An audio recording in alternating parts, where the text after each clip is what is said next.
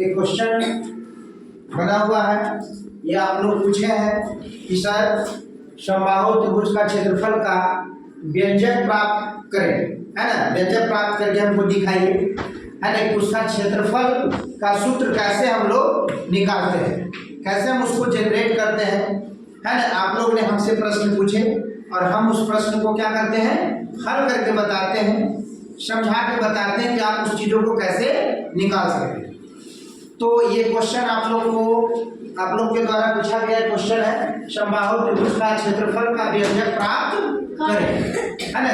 तो सबसे पहले व्यंजक प्राप्त करने के लिए सबसे पहले यहाँ पे हम समबाहु त्रिभुज को क्या करते हैं, पालते हैं, है ना। समबाहु त्रिभुज को हम पाल रहे हैं, जिसका नाम रख रहे हैं शीर्ष A, शीर्ष B और शीर्ष C, क्योंकि हम बताए थे कि शीर्ष जहाँ पे दो रेखा है, जिस बिंदु पे मिलते हैं, दो भुजा जिस बिंदु पे मिलते हैं उसे हम लोग क्या करते हैं, शीर्ष कहते हैं ना। और उसमें जो झुकाव मिलता है उस झुकाव को कोण कहते हैं, क्या कहते हैं, कोण कहते हैं। और इसको हम लोग AB को भुजा भी बोल सकते हैं, है ना, BC को भुजा बोल सकते हैं, CO को भुजा बोल सकते हैं, है ना। आप जैसे पढ़ सकते हैं AC, CB, BA, AB एक तरह का क्या है, भुजा ही है। भुजा को हम लोग बाहु भी कहते हैं, क्या कहते हैं, बाहु भी कहते हैं।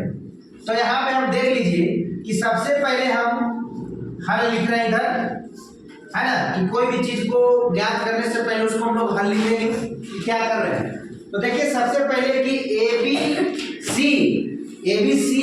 त्रिभुज ABC किस प्रकार का त्रिभुज है, समबाहु। किस प्रकार का त्रिभुज है, समबाहु त्रिभुज। कैसा त्रिभुज है, समबाहु त्रिभुज। तो इसमें तो खैर गारंटी है कि जब समबाहु त्रिभुज है तो तीन कोण और तीन भुजा, तीन कोण और तीन भुजा, कितना भुजा, तीन भुजा, मतलब क्या होगा, बराबर। क्या होगा, बराबर। मतलब समझ जाओ, यदि हम इसको भुजा ले लेते हैं, इसकी भुजा हम ले लेते हैं A मीटर, कितना लेते हैं, A मीटर। इसका भी भुजा कितना होगा, A मीटर। AB का मान A मीटर और BC का मान भी A मीटर और CA का मान भी A मीटर। क्या इसमें कोई दिक्कत है, नहीं दिक्कत। ये तो त्रिभुज हो गया, है ना।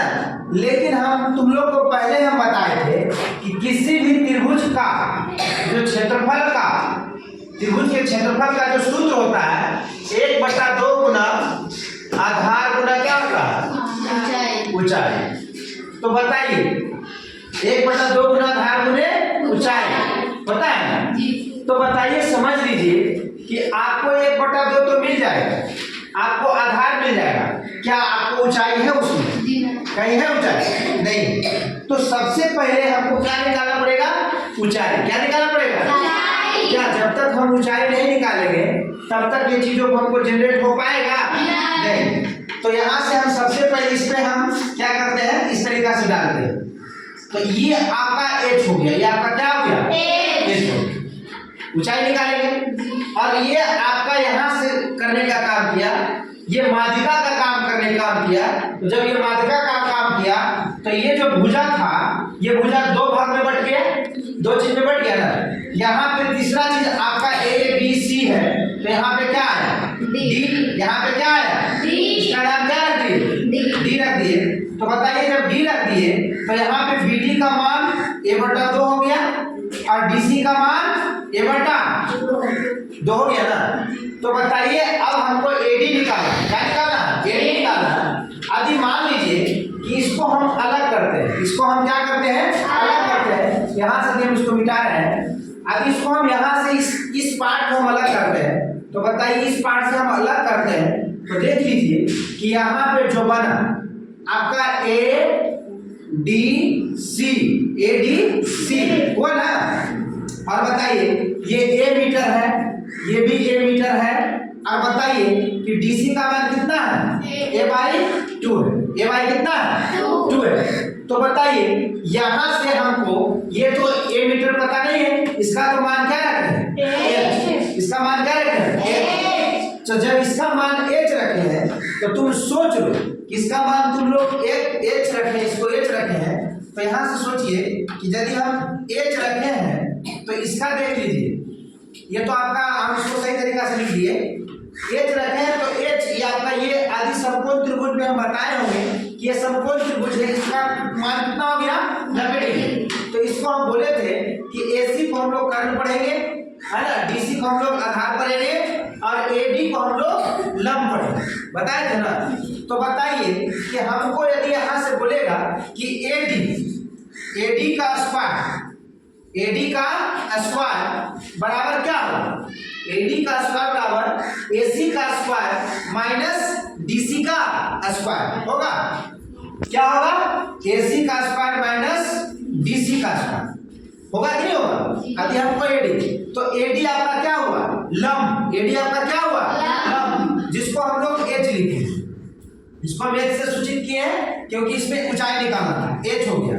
एसी का स्क्वायर, बताइए एसी का स्क्वायर, तो एसी आपका क्या हुआ, कर्ण, एसी आपका क्या हुआ, कर्ण, तो कर्ण का स्क्वायर करेंगे तो बताइए कर्ण कितना है, ए स्क्वायर, कर्ण कितना है, कर्ण का मान ए है, तो इस पर स्क्वायर है तो क्या हो जाएगा, ए का स्क्वायर। बताइए डीसी का मान कितना है, a/2 का a/2 है, इसका स्क्वायर करेंगे तो बताइए कि ए का स्क्वायर अलग और 2 दूनी कितना हो जाएगा, 4, 2 दूनी कितना हो जाएगा, 4, एच का स्क्वायर हो गया। बताइए फिर एच का स्क्वायर करते हैं तो यदि हम इसका एलसीएम लेते कुछ नहीं तो क्या है, 1 है, तो यदि इसका एलसीएम लेते तो 4 है, कितना है, 4।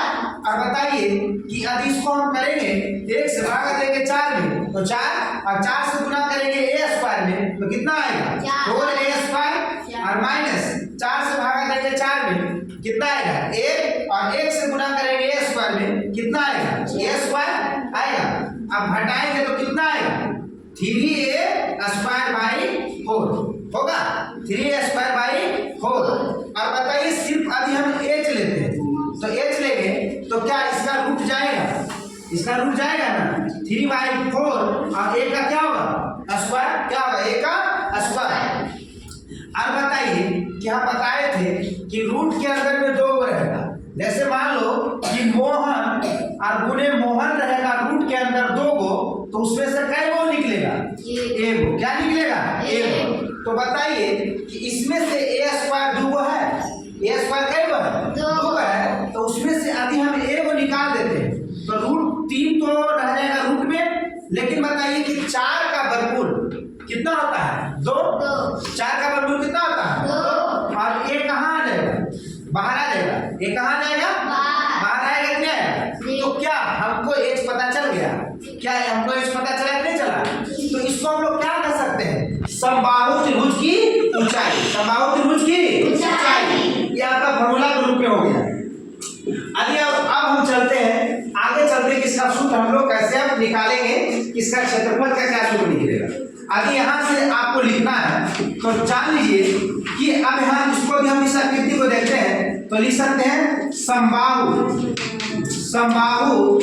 त्रिभुज का क्षेत्रफल, समबाहु त्रिभुज का क्षेत्रफल बराबर हम लिख सकते हैं, क्या लिख सकते हैं, यहाँ पे यदि हमको लिखना होगा तो हम लोग क्या लिख सकते हैं, यहाँ पे देख लीजिए, इसको शब्द वही चीज है, लिख सकते हैं इसमें से कोई त्रिभुज का क्षेत्रफल लिख सकते हैं, त्रिभुज एबीसी का क्षेत्रफल के बराबर होगा, त्रिभुज एबीसी के क्षेत्रफल के क्या होगा, बराबर।